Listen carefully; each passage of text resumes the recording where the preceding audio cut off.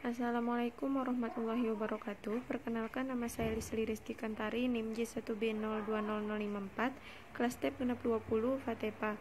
Di sini saya akan menjelaskan tentang tugas 4 riset operasi mengenai metode simplex.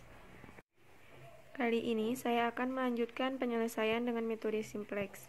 Untuk contoh penyelesaian dengan metode simplex ini, kita gunakan contoh kasus maksimasi pada kasus yang berbeda. Misalnya, dalam hal ini bagaimana kita memaksimalkan hasil dengan persamaan metode simplex, yaitu Z sama dengan 3x1 plus 5x2. Kemudian, kendala atau batasnya sama ada 3, yaitu 2x1 lebih kecil sama dengan 8, kemudian yang kedua 3x2 lebih kecil sama dengan 15, kemudian batasan ketiga yaitu 6x1 plus 5x2 lebih kecil sama dengan 30. Sekarang kita lakukan langkah pertama yaitu persamaan tujuan atau Z. Kita jadikan Z min 3x1 min 5x2 sama dengan 0, kemudian 2x1 sama dengan 8, kemudian yang ketiga 3x2 sama dengan 15, dan yang ketiga menjadi 6x1 plus 5x2 sama dengan 30. Kemudian langkah berikutnya, karena di sini ada 3 persamaan kendala atau batasan, maka kita perlu memasukkan 3 buah variabel slack. Kita buat simbolnya x3, kemudian x4 dan x5. Kemudian setelah kita buat persamaan seperti ini, langkah berikutnya adalah membuat tabel simplex yang pertama. Kita masukkan variabel termasuk variabel slack berupa x3, x4, dan x5, variabel dasar. Kemudian yang akan kita cari adalah nilainya Z. Kemudian x1, x2, x3, x4, dan x5, dan nilai kanan. Kita masukkan angka-angka dari persamaan tadi. Di sini kita masukkan variabel slack x, Z yang akan dicari, kemudian x3, x4, dan x5. Kita beri variabel 1 dan x2, x3, x5 kita taruh variabel 0. Kemudian kita masukkan angka-angka di atas min 3, min 5, 0, 0, 0. Untuk yang batasan persamaan di sini x2 kita masukkan 2, 3x2 yang ketiga, kemudian batasan ketiga 6x1 dan 5x2. Jadi untuk variabel x1 dan x2 yang tidak ada kita masukkan 0. Sementara untuk variabel slack kita urutkan untuk batasan 1, x3 kita masukkan yang lain 0, 1, 0, 0, 0, 1. Nilai kanannya kita masukkan angka tadi yaitu 0, 8, 15, dan 30. Ini artinya adalah kondisi dasar.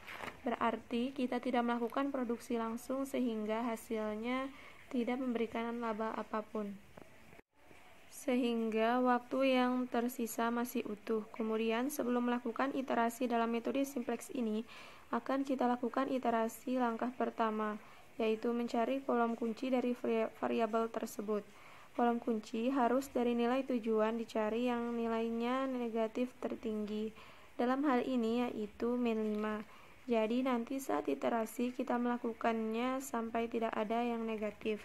Yang pertama kita tentukan sebagai kolom kunci yaitu yang nilai negatifnya terbesar.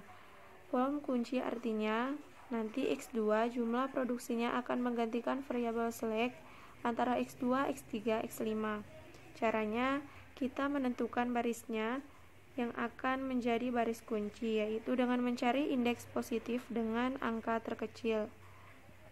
Baris kunci adalah indeks positif yang nilainya terkecil. Indeks positif diperoleh dari nilai kanan, dibagi dengan nilai yang sebaris pada kolom kunci. Kita melakukan iterasi dengan melihat apakah komponen variabel koefisiennya apakah masih ada yang bernilai negatif. Kalau masih ada nilai negatif, kita akan melakukan iterasi lagi sampai tidak ada satupun yang bernilai negatif pada baris tujuan. Tadi kita sudah menemukan elemen kunci dengan melihat kolom yang bernilai negatif tertinggi. Kemudian untuk barisnya dicari dengan mencari nilai terendah. Hasil nilai kanan dibagi dengan angka koefisien pada kolom fungsi. Jadi setelah menemukan elemen kunci, kita akan merubah semua angka-angka koefisien. Yang pertama kita mulai dari baris kunci yang nilainya 0, 3, 0, 1, 0, dan sebelah kanan 15. Kita rubah menjadi nilai barunya yaitu semuanya dibagi angka koefisien pada kolom kunci yaitu 3. semuanya harus dibagi 3 sehingga nilai barunya menjadi 0, 1, 0, 1/3, dan 0. Nilai kanan menjadi 5. Ini adalah nilai barunya.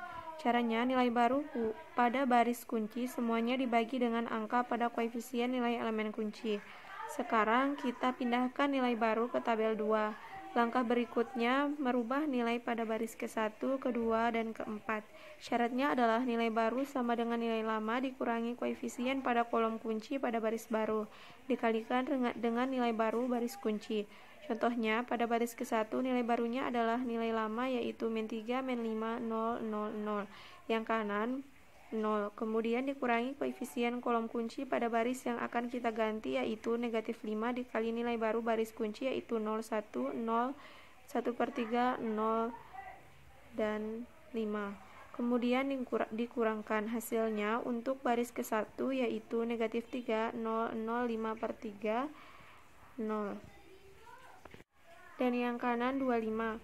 Kemudian dipindah menjadi nilai baru. Sekarang kita cari baris baru nilai kedua. Caranya sama sampai baris keempat.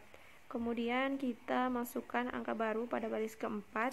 Ini menjadi tabel simplex iterasi pertama, bukan tabel simplex dasar lagi. Karena baris kunci ada di kolom kedua, jadi X2 menggantikan X4, artinya melakukan produksi mesin X2. Jumlahnya adalah 5 dan menghasilkan keuntungan sejumlah 25. Sekarang kita lihat apakah hasil ini sudah paling maksimal atau belum, yaitu kembali seperti proses awal. Melihat nilai pada variabel untuk tujuan maksimasi ini, apakah masih ada nilainya yang negatif? Ternyata di sini masih ada, yaitu -3. Kita masih perlu melakukan iterasi kembali, yaitu iterasi kedua. Artinya adalah nilai nanti kita akan melakukan produksi mesin X1. Caranya dengan mencari baris kunci dengan membagi nilai kanan dengan variabel pada kolom kanan, dan nilai terkecil adalah baris keempat dan menjadi baris kunci, jadi elemen kunci adalah 6. Kemudian melakukan iterasi sama seperti sebelumnya. Baris kuncinya semuanya dibagi angka pada elemen kunci, sehingga nilai baru baris kunci menjadi seperti pada gambar. Itu adalah nilai baris kunci. Kemudian kita akan melakukan iterasi pertama. Kita akan merubah nilai pada baris yang pertama dengan cara nilai lama dikurangi koefisien pada kolom kunci baris tersebut, dikalikan dengan nilai baru baris kunci. Nah, itu adalah nilai baru baris pertama. Kemudian kita memasukkan menjadi nilai baru baris pertama. Sekarang kita akan mencari nilai baru baris kedua. Caranya yaitu sama dengan sebelumnya. Kemudian semua nilai baris keempat dibagi 6 dan nilainya diganti. Sekarang kita lanjutkan untuk menghitung nilai baru baris. Kemudian kita lihat hasil tersebut, apakah masih ada yang nilai negatif atau sudah tidak ada. Berarti nilai ini sudah selesai. Arti dari hasil ini adalah jumlah X1 yaitu 5/6, X2 jumlahnya 5, dan Z jumlahnya 72,5.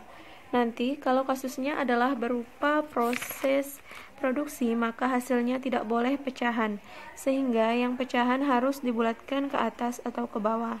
Nanti dilihat apakah melanggar kendala atau batasan. Terima kasih. Wassalamualaikum warahmatullahi wabarakatuh.